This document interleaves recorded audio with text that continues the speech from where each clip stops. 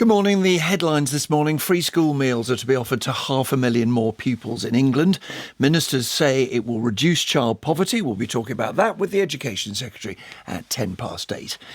The government is extending free school meals to 500,000 more children in England. From September next year, all pupils from families on universal credit will be eligible.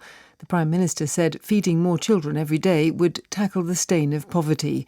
The move comes as Labour faces pressure to lift the two-child cap on benefit payments. Here's our education editor, Branwen Jeffries.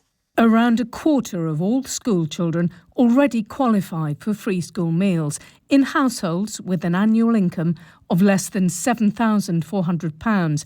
The government says offering them to families on universal credit will lift 100,000 children out of poverty and cost around £1 billion across the spending review period up to 2029.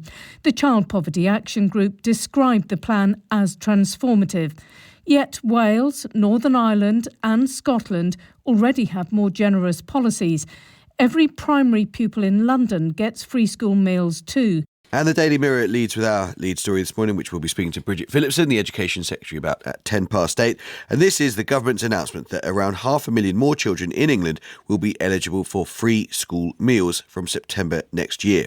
In an article in the paper, Sir Keir Starmer says the change will, in effect, put £500 in their parents' pockets and help children achieve at school. The government has announced that all pupils in England whose families claim universal credit will be eligible for free school meals from September next year.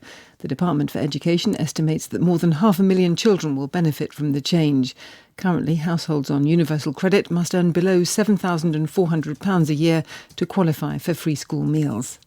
Jane, thank you very much indeed. Well, let's turn to that main story that Jane mentions, which is this change to free school meals. A very great many more children are going to get it. This applies only to England. Remember, of course, that in London, all primary school children already get free school meals. Let's speak to Education Editor Branwen Jeffries. Branwen, good morning. Who's going to benefit from this change? So from September 2026, eligibility for free school meals and everywhere else in England, apart from London, will be extended to children in all families receiving universal credit. And it's estimated that that will make more than 500,000, so 500,000 more children potentially eligible for free school meals. Their parents will have to apply similarly to the current system. Under the current system, there's a hard cliff edge in which families who earn up to £7,400 before tax, after tax and before benefits can get free school meals, but not above that. So this will capture a whole pile of families, including some families who are in low-paid work who don't currently qualify. And in terms of the cost, Branwen, have they put a number on how much they estimate it will cost, and also how that cost compares with other measures which might reduce child poverty, which is clearly a priority for the Labour government? Well, the government is saying that it's setting aside between 2026 and 2029, so the period of the spending review, up to £1 billion to fund this, a figure which is credible on the basis of what the responses have been and the reactions of people looking at this. However, the Institute for Fiscal Studies, who have done a lot of work in this area and around child poverty, say that when you compare this with other measures, notably lifting the two-child benefit cap, which the Prime Minister was under pressure yesterday in Prime Minister's question time about, that measure instead would be cheaper for each child lifted out of poverty. So although there's been a very widespread welcome from children's charities and from many education unions, they also want the government to go further, and some are concerned that the government may be doing this instead. Branwen, thank you very much indeed. It is 7:09. So free school meals are to be extended to all families receiving universal credit in England from September. Those in London at primary school already get it. It's an attempt to reduce poverty and fill hungry bellies so that the poorest get proper nutrition and can actually learn without being distracted by hunger. The current threshold is for families with an annual income of £7,400 after tax and before benefits. Around a quarter of current pupils are eligible, but this is one of those policies that has a cliff edge. The government says the new policy will lift 100,000 children out of poverty, but all policies are trade-offs. How much will this one cost and who will benefit? We're joined now by Christine Farquharson. If I pronounced that right, Christine. Yes. Associate Director of the public spending think tank, the IFS, and Henry Dimbleby, food campaigner, co-author of the School Food Plan, a report that outlined government actions to improve school food and food education way back in 2013. Good morning to you both. Good morning. Christine, if I can start with you, just take us through the fiscal impact. Can we be clear about how much this is going to cost? So in the long term, we're looking at something like £1 billion a year, and we're looking at about 1.7 million children benefiting from the reform announced today. But I say in the long term because in the short term, the costs and the benefits are likely to be quite a bit smaller than that. And that's because since 2018, there have been transitional protections in place for free school meals that mean a lot more kids are already getting free school meals than would otherwise be the case. That means it's both cheaper, but also in the short term, less impactful to make the extensions to eligibility the government's announced. So 1.7 million children overall may benefit. How many of those are going to be those who might move from being what we call in child poverty to not being in child poverty? What's that magic number that the government can say we've reduced child poverty by X? In the long term, that's going to be about 100,000 children lifted out of child poverty. So that's a pretty significant number. And if you look at free school meals targeting today, you actually find about 70% of those on universal credit are not eligible for free school meals outside of these transitional protections. And those kids are much more likely to be in food insecurity. So this is targeted at those on low, although not the very lowest incomes. Right, that's an important point. To governors to choose, if the government's main priority, Christine, is to reduce child poverty, are there other measures that would have a greater impact, either in terms of the numbers they affected or affecting those at the very bottom of the income scale, as you say? There's a huge number of measures that the government could choose from. One, if you're looking just at the cost per child lifted out of poverty, then one of the most cost-effective ways of doing that is lifting the two-child limit benefits cap.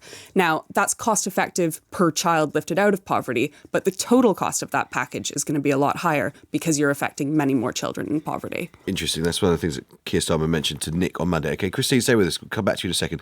Henry, let me bring you in because this is more than a decade after your report, your initial report in 2013. Do you feel this new policy might achieve some of the objectives you recommended back then? Yes, I think this is absolutely fantastic news. It's going to lift hundreds of thousands of people, probably over 1 million by the end of the spending review period, and give them the food that they need to learn and thrive. There's really robust evidence that it improves academic performance as well as health and well-being.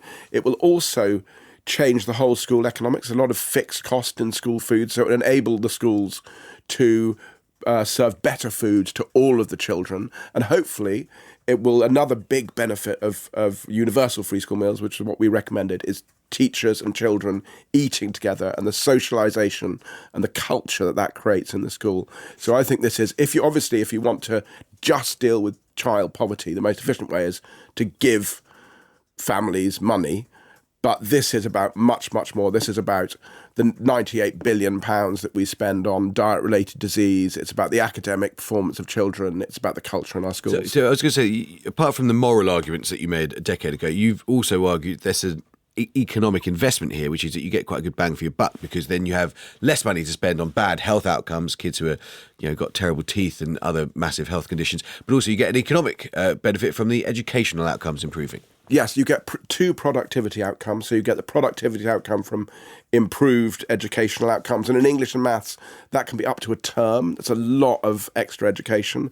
But you also get productivity increases from people not being sick and out of work in later life. The 2.8 million people who are out of work, long-term out of work at the moment, most of them have food-related issues, musculoskeletal problems, type 2 diabetes, coronary heart disease. And there's a lot of evidence to show that healthy children go on to become healthy adults and sick children go on to become sick adults. What's the best, there's an existing infrastructure which you allude to for this already. What's the best way to do this extension of that infrastructure and above all to keep schools accountable for both quality of food and delivery? I think that's absolutely critical. At the moment, despite having school food standards, which are actually going to be upgraded as part of this, which is good news, and it's compulsory to teach children how to cook up to the age of 14, that isn't happening in a lot of schools. We've still got schools serving beige, boring and unhealthy food because no one's looking.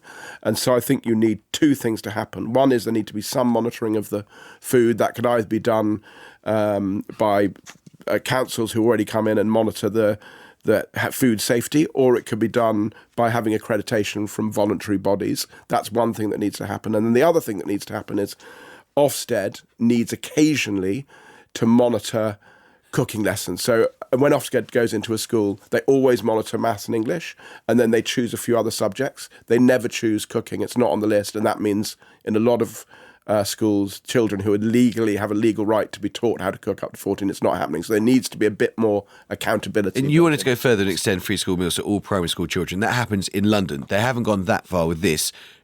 How much? Do you have a sense of how much more that would cost and what the benefits would be? When we did the calculation way back in 2013, it was about 700 million. And the benefits of that are huge because you then get this societal effect. And we've seen Denmark have done it. Sweden did it and saw that the impact in schools where that happened, they rolled it out region by region. The long-term salary of the children who had it was 10% higher than the salaries of the children who didn't have it. So that is about creating a whole different food culture in our country. And if we can get that right, that is a huge prize. So I hope this is a step towards universal free school meals at some point in the future. Henry Dimbleby and Christine Farquharson from the IFS, thank you both very much indeed. 8:10 is the time. A big move on child poverty then ahead of the spending review. All children in England who belong to families on universal credit will receive free school meals. Estimates vary, but the government says that 100,000 children or so will be lifted out of what we currently define as poverty. Back in 2022, we had the celebrity chef and campaigner Jamie Oliver as a guest editor for the programme. He told us why free school meals are so important, particularly for families on universal credit. I can picture the universal credit parents because I've spent do you know what I mean? Like, I can see it. I can see the way their lives, I can see how, this provision of a free school lunch, it might be a tiny thing, but once we've done that, then they can crack on and get on with stuff. While you're waiting for little Johnny to get fed, you're in red alert mode, and that's not good. Well, Bridget Phillipson, the Education Secretary, herself received free school meals growing up in Sunderland and joins us now. Miss Phillipson, good morning. Hello, good morning. How many of our poorest kids do you think will benefit from this policy then? So what we're setting out today, the change that all families on universal credit, their children will be eligible for free school meals, will affect 500,000 children, and it will lift 100,000 children over the course of the Parliament out of poverty. That really is a game changer. It will make such a big difference to tackling child poverty. It's my moral mission to make sure that fewer children in our country grow up in poverty. I experienced it myself growing up. It is personal to me. And this is the difference that a Labour government is bringing to children across our country, because we treat this with the utmost seriousness. But alongside that, it will really help parents. It will put more money back into their pockets. £500 per child per year is what parents will see by way of benefit. What do you think is the cost attached to this policy? We've set aside £1 billion over the course of the spending review period. That, of course, can fluctuate because it is dependent upon the number of families on universal credit. But we've done this properly. We've done this seriously. There will be funding through the spending review to make this happen. And to be clear, is this extra money that is going to be found from the big pot in central government, i.e. Whitehall, or is this money that will come out of existing Department for Education expenditure? So it will all be set out at the spending review, but we're not asking schools to cover this cost without the support to make it happen. So we will make sure that schools have got what they need to deliver this. And it means that parents who, at the moment, where their children are receiving a meal, but they have to pay for it, they won't have to pay for that anymore. It'll be much more simple, much more straightforward. And it will mean that lots of lower and middle earning families, hardworking families, will get extra help. And that will make a huge difference. You say this is personal to you. We've spoken before, and you've spoken to my colleague Nick about how this is a moral mission for you, child poverty in particular. But one of the other points made to us an hour ago by the IFS is if the aim of the policy was to reduce child poverty, there are other policies that would potentially cost less. Some obviously could cost more, but might also affect more children. Now, you've clearly won the argument within Cabinet. Can you just explain how you persuaded your bosses that this policy, rather than, for instance, changing the 2-child cap on benefits, should be the priority? So these are decisions that we all take together, because I know the Chancellor is also determined to make sure that fewer children in our country grow up in poverty. And you talked just there about the work of the Child Poverty Task Force. That's the work that we have underway, that we are considering every way in which we can lift more children out of poverty. That does extend to measures of social security, including the 2-child limit. And so why did this one get the nod? I just want to say, because obviously it's a personal passion of yours. There's lots of things you do in child poverty. Indeed, you are no doubt trying to do. Why did this policy in particular get the nod? Because we know it's urgent and we need to get on and act. And I was on this programme last week talking about the work of the Child Poverty Task Force, talking about child poverty.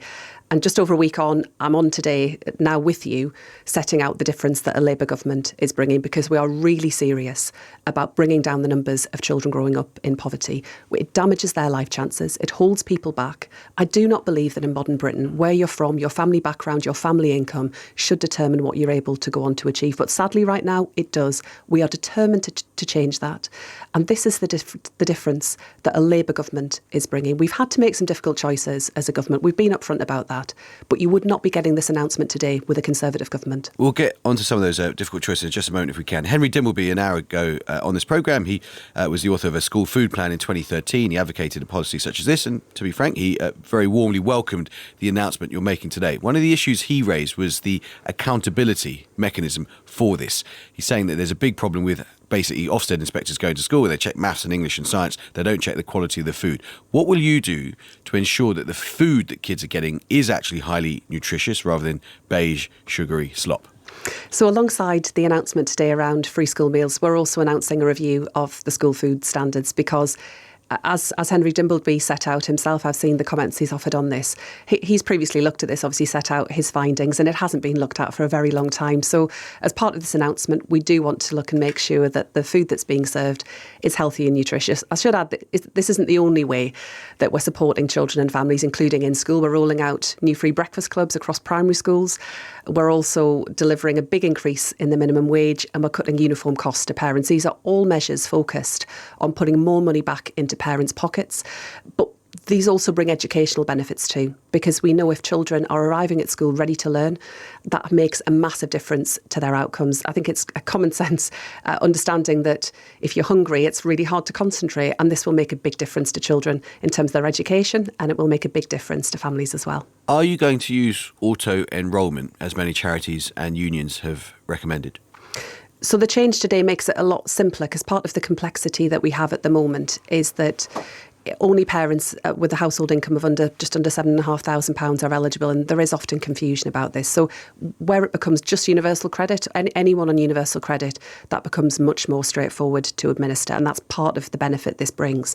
But there is a wider question about improved accuracy around data and how we share data, and my department and the Department for Work and Pensions are working really closely on how we can make that more effective. So on the specific thing about auto-enrolment, I mean, that's a specific idea to make sure it's easier for kids to be automatically eligible. Is that specific idea going to be taken up here or not?